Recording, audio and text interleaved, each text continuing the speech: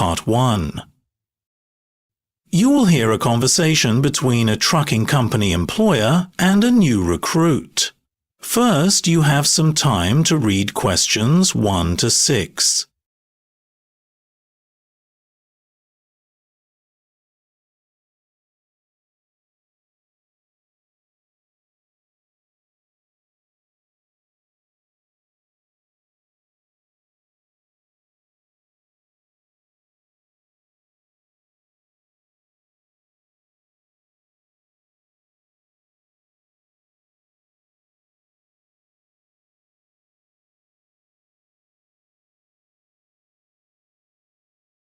Now listen carefully and answer questions 1 to 6. Good morning, I am Tina. You must be the new recruit. Great to have you join our Ice Road trucking team. Hi there. Yes, that's right. You know, it's pretty intense work out here, so we'll make sure you're fully prepared before you start hauling cargo across these frozen highways. Yes, I've heard it can be dangerous if you're not paying attention, or if you don't have the right gear. I'm ready to learn whatever I need to know. Exactly. We'll cover that soon. But first, let's get some introductions out of the way. I appreciate the welcome. Who should I report to for day-to-day instructions? I was told there's a dedicated trainer who handles orientation for newcomers. That's correct. You'll be working under Nathaniel. He's an experienced driver and also our official trainer. In fact, he's been on these ice roads for nearly a decade. If you need help, just ask him. Thank you, but how do you spell his name, please? Right, it's Nathanael, Nathaniel. Thanks, I'll definitely keep his name in mind. Once you're done with the paperwork, he will show you around the depot and the garage. We have certain protocols about personal belongings, especially because we deal with a lot of heavy equipment and narrow walkways. You'll need to stow your bag and coat properly. Sure. Is there a place to keep everything secure? Yes, put them in a locker near the driver's lounge. We keep an entire row of those lockers just for the crew. Anyone that's free, you can use. You'll get a small key for it. Make sure you lock it whenever you're out on the road. Now, did you bring any documents today? I brought all my essential documents, as I wasn't entirely sure what was needed, but I have a few forms of ID. Good. Actually, we need your primary ID for official confirmation. Some people bring a passport, others prefer a different type of documentation. We just need to make a copy for our files and insurance. So, which one's best for you? Most commonly, we ask to see your license. If you have your commercial driving permit or your standard driver's license, that's enough. Our HR staff will scan it and set up your profile in the system. Yes, I have my commercial license right here. Perfect. Show that to the HR officer. Then come back this way because Nathaniel wants to give you the route briefing. You won't be driving without a thorough safety outline. Where exactly do I meet him for that? He'll be waiting in the station. That's down the main hallway, third door on the right. You'll see a large map of the territory pinned up on the wall. He uses that spot to discuss daily conditions with all drivers. Got it. Also, if you can't locate him immediately, feel free to call or text. I'll give you his phone number just in case. Ready to note it down? Yes, go ahead. His number is 712-765-2090. I'll save it in my phone. Thanks. Remember, a signal can be patchy once you're a few miles out on the ice, but it should work fine around the depot. I should also mention your scheduled hours. Sometimes we start well before sunrise if the route is going to be busy or hazardous. For you, the earliest shift is tomorrow morning at 4 a.m. Make sure you're here at least 15 minutes before that. Right, so 4 in the morning. I'll be here earlier to organize everything. Great. Nathaniel will go over the details. Before you'll hear the rest of the conversation, you have some time to read questions 7 to 10.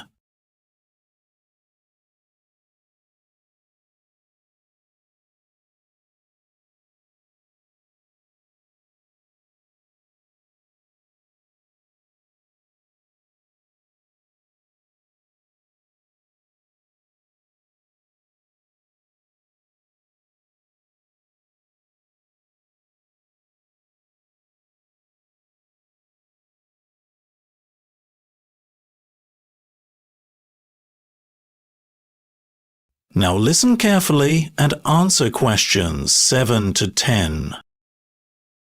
Now, since this is your first day, your trainer will show you how to prepare the vehicle, walk you through loading procedures, and explain what to do in an emergency. I'm a bit nervous about the possibility of breakdowns on the ice. That's a valid concern, don't worry. Our fleet is well maintained, but you do need to be cautious. If your engine overheats, ironically enough, that can still happen out here in cold climates. We have a few special measures in place for the extreme temperatures. I can imagine. Exactly. Anyway, once you're in the garage, you'll see big jugs of fluids. For these ice roads, always remember to use antifreeze when you do your final checks, especially topping up coolant. If you skip that, you could risk the engine seizing up in sub-zero temperatures.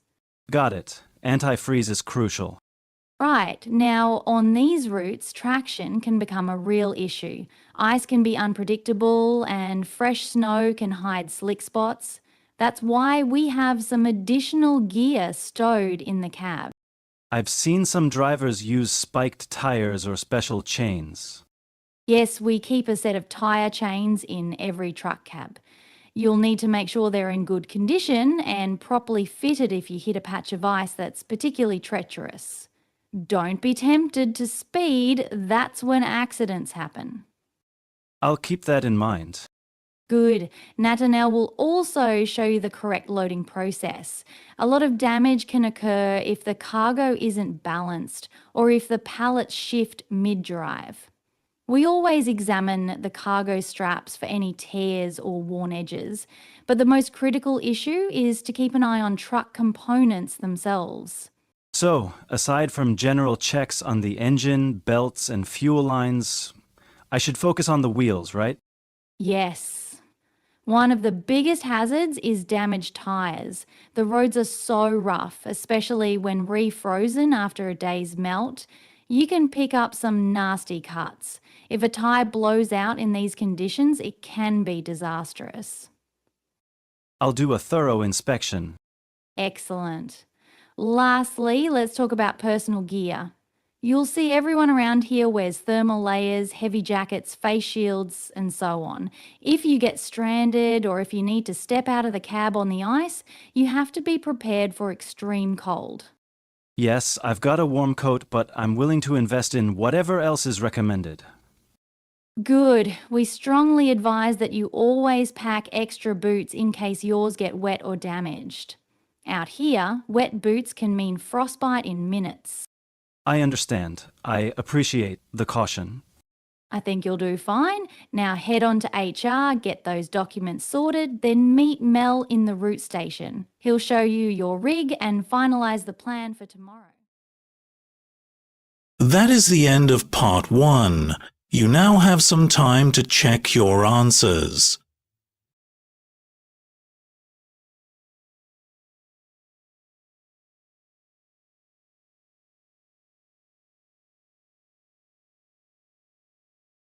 Now turn to Part 2.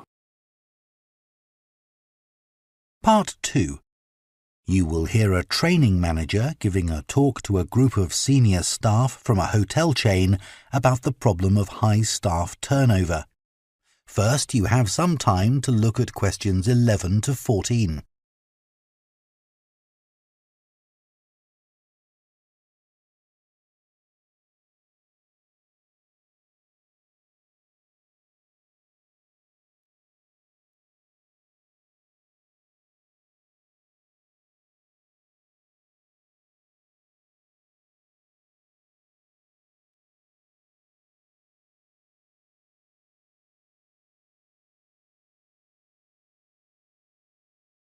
Now listen carefully and answer questions 11 to 14. As many of you here today have worked in the hotel industry for some time, I'm sure you have experienced the problem of high staff turnover in your hotels. Every hotel relies on having loyal and experienced members of staff who make sure that everything runs smoothly. If staff are constantly changing, it can make life difficult for everyone. But why do staff leave frequently in many hotels? Of course, many hotel jobs, such as cleaning, are low-skilled and are not well paid. A lot of managers think it's this and the long hours that are the main causes of high staff turnover. But what they don't realise is that it's the lack of training in many hotel jobs which is a huge factor. So what kind of problems does a high turnover of staff cause? Well, having to recruit new staff all the time can be very time-consuming, and managers may have to cover some duties while waiting for new staff to arrive. This means they don't have time to think about less immediate problems, such as how to improve their service. When staff leave, it can also severely affect the colleagues they leave behind. It has a negative effect on remaining staff, who may start to feel that they too should be thinking about leaving.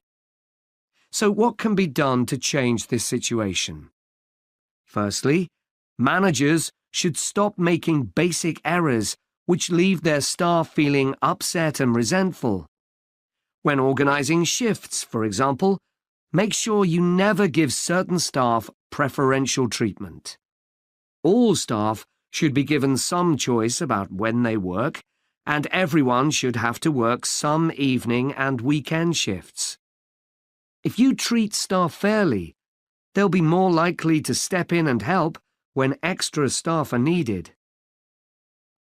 Keeping staff happy has other tangible benefits for the business. Take the Dunwich Hotel as an example. It had been experiencing a problem with staff complaints, and in order to deal with this, invested in staff training and improved staff conditions. Not only did the level of complaints fall, but they also noticed a significant increase in the amount each customer spent during their stay. They have now introduced a customer loyalty scheme, which is going really well. Before you hear the rest of the talk, you have some time to look at questions 15 to 20.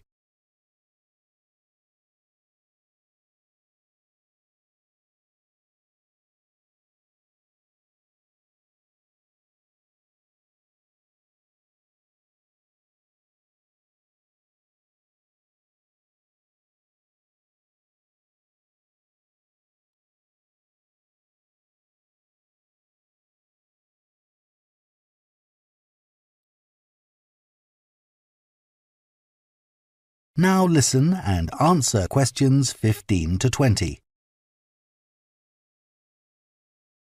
Now I'd like to look at some ways you can reduce staff turnover in your hotels, and I'll do this by giving some examples of hotels where I've done some training recently. The Sun Club received feedback which showed that staff thought managers didn't value their opinions. They weren't made to feel they were partners who were contributing to the success of the business as a whole. This situation has changed. Junior staff at all levels are regularly invited to meetings where their ideas are welcomed. A year ago, the Portland recognised the need to invest in staff retention. Their first step was to introduce a scheme for recognising talent amongst their employees. The hope is that organising training for individuals with management potential will encourage them to stay with the business. At Blue Water, managers decided to recognise 50 high achievers from across the company's huge hotel chain. As a reward, they're sent on an all-expenses-paid trip abroad every year. Fun is an important element in the trips, but there's also the opportunity to learn something useful. This year's trip included a visit to a brewery, where staff learned about the new beer that would be served in the hotel. Pentlow Hotels identified that retention of junior reception staff was an issue. In order to encourage them to see that working in a hotel could be worthwhile and rewarding with good prospects, they introduced a management program. These staff were given additional responsibilities and the chance to work in various roles in the hotel. Green Planet wanted to be seen as a caring employer. To make life easier for staff, many of whom had childcare responsibilities, the hotel began issuing vouchers to help cover the cost of childcare. Louise Marsh at the Amesbury has one of the best staff retention rates in the business. Since she joined the company, she's made a huge effort to achieve this by creating a cooperative and supportive environment. For her, the staff are part of a large family where everyone is valued. Okay, now I'd like to move... That is the end of part 2. You now have some time to check your answers.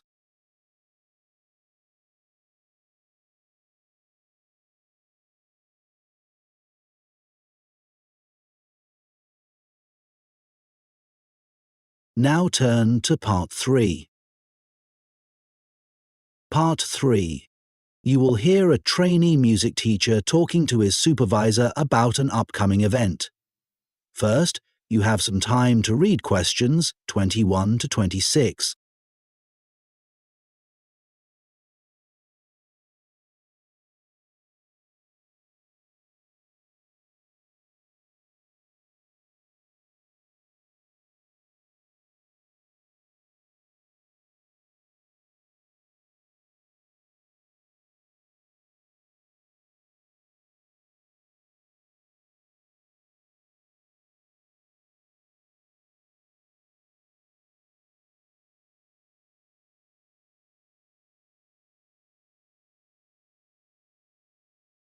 Now listen carefully and answer questions 21 to 26.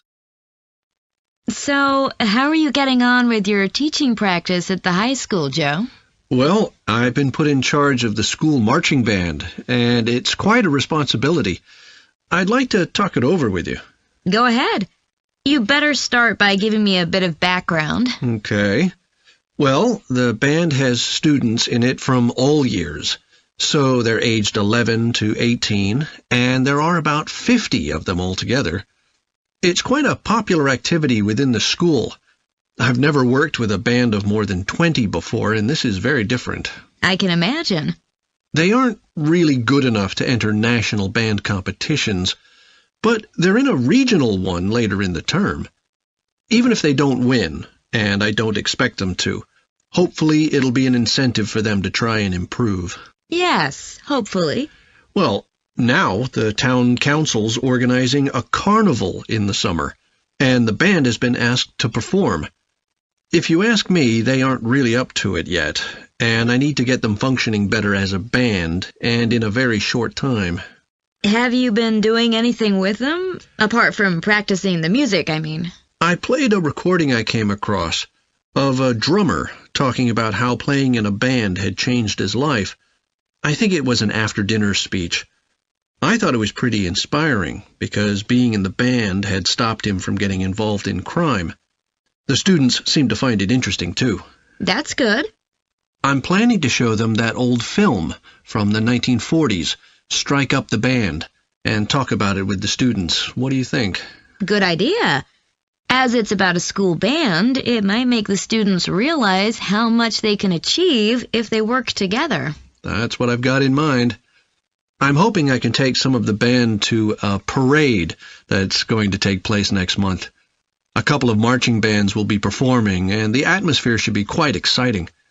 It depends on whether I can persuade the school to hire a coach or two to take us there. They sound like good ideas to me. Thanks. Before you hear the rest of the discussion, you have some time to look at questions 27 to 30.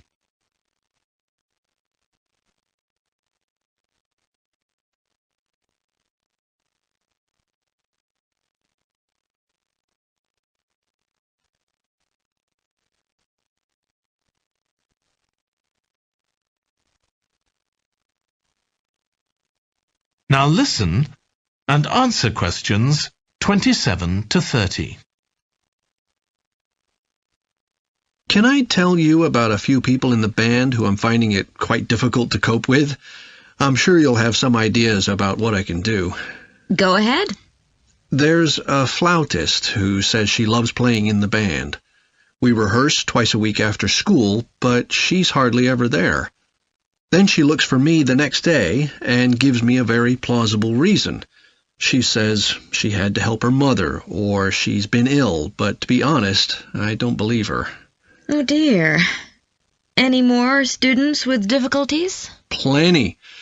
There's a trumpeter who thinks she's the best musician in the band, though she certainly isn't. She's always saying what she thinks other people should do, which makes my job pretty difficult. She sounds a bit of a nightmare. You can say that again. One of the trombonists has got an impressive sense of rhythm and could be an excellent musician, except that he has breathing difficulties, and he doesn't really have enough breath for the trombone. He'd be much better off playing percussion, for instance, but he refuses to give up, so he ends up only playing half the notes. I suppose you have to admire his determination. Maybe. One of the percussionists isn't too bad, but he never seems to interact with other people, and he always rushes off as soon as the rehearsal ends. I don't know if there are family reasons or what, but it isn't good in a band, where people really need to feel they're part of a group. There are others too, but at least that gives you an idea of what I'm up against. Do you have any thoughts about what I can do, Lizzie? That is the end of part 3. You now have some time to check your answers.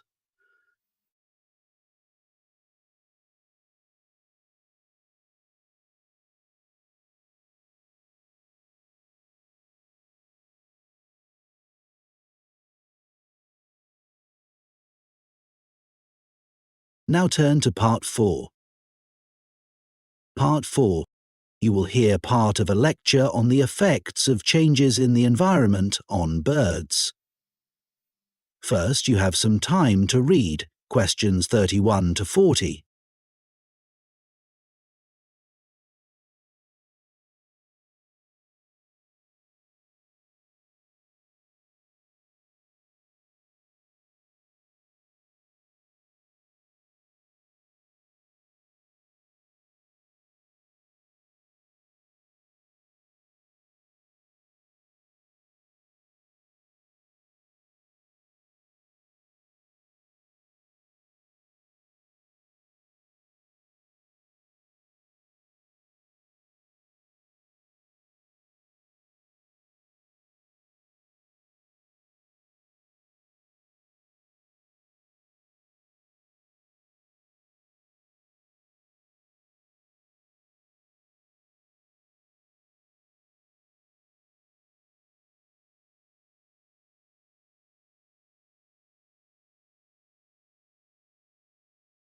Now, listen carefully and answer questions 31 to 40.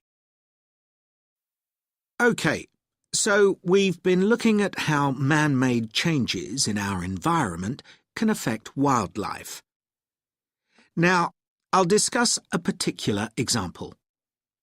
Let's take a look at mercury. Mercury's one of the 120 or so elements that make up all matter, and it has the symbol Hg. It's a shiny, silvery substance. You may have seen it in old-fashioned thermometers, but it's not used much for domestic purposes now because it's highly toxic. But the problem is that the amount of mercury in the environment's increasing. The main reason for this is the power plants used to produce electricity. The main source of energy that most of them use is still coal, and when it's burned, it releases mercury into the atmosphere. Some of this gets deposited into lakes and rivers, and if it's ingested by a fish, it's not excreted. It stays in the fish's body, and it enters the food chain. So, it's been known for some time that birds which eat fish may be affected, But what wasn't known until quite recently is that those that eat insects can also be affected. So, a woman called Claire Varian Ramos is doing some research on how this is affecting birds. And rather than looking at how many birds are actually killed by mercury poisoning, she's looking for more subtle sub-effects. And these may be to do with the behaviour of the birds, or with the effect of mercury on the way their brain works, so whether it leads to problems with memory, for example. And she's particularly focusing on the effects of mercury on bird song. Now, the process of song learning happens at a particular stage in the bird's development, and what you may not know is that a young bird seems to acquire this skill by listening to the songs produced by its father, rather than by any other bird. And Varian Ramos has already found in her research that if young male birds are exposed to mercury, if they eat food contaminated with mercury, then the songs they produce aren't as complex as those produced by other birds. So, quite low-level exposure to mercury is likely to have an impact on male birds in a natural situation because it can mean that they're less attractive to female birds, and so it can affect their chances of reproduction.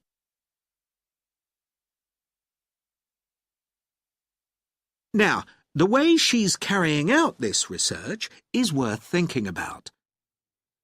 She's using a mixture of studies, using birds kept in laboratories and studies carried out outdoors in the wild.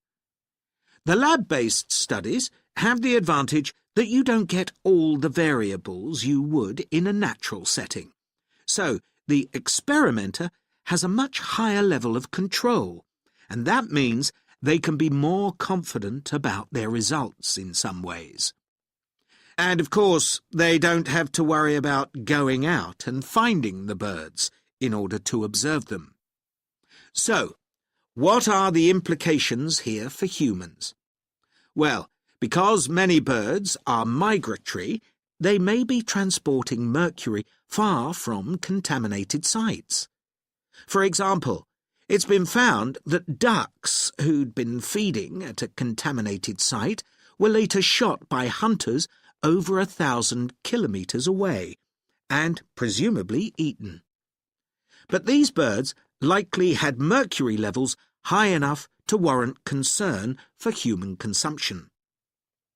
In addition, going back to song learning by birds, we saw that this may be affected by mercury contamination. Well, we also know that in humans, mercury causes developmental delays in the acquisition of language, and in fact this process is very similar in the brain regions it involves, and even the genes that are involved.